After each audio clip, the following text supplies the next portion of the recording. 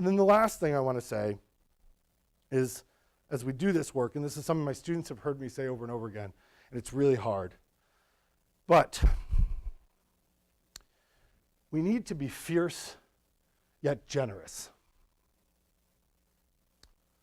What I mean by that is when we're living and breathing and working and struggling and existing in a world full of contention and conflict, which is often violent and always dehumanizing, we need to figure out as best we can if there's any common ground there on that contentious terrain. And while we're doing that, once we've figured out our values and we've learned how to tell our stories and we know what our non-negotiables are and we've practiced and we've found our herd and we've done all the things that I talked about today, we can enter the world, enter the public, enter politics more fierce than ever because we know who we are. We know where we come from. We know where we want to go and we know who can help us get there. That's when we enter the world. Fierce, ferocious, tenacious, audacious as we can possibly be. But while we do that work, let's not forget to be generous because even the person with whom we have not found yet any common ground is still a human being, is still a person on this planet, still has stories that need to be heard and need to hear ours.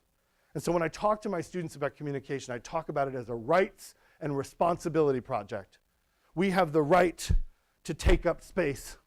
We have the right to speak. We have the right to be heard, and we have the right to walk away. And we also have the responsibility to do no harm.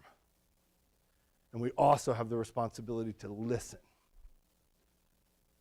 Because in that part of the project, the responsibilities as well as the rights, is where we start to hear and where we start to understand, where we start maybe to empathize, and maybe, just maybe, start down the road to love and justice.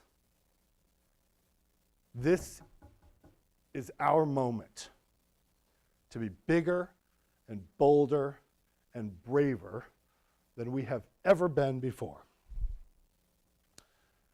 May we rise to this opportunity.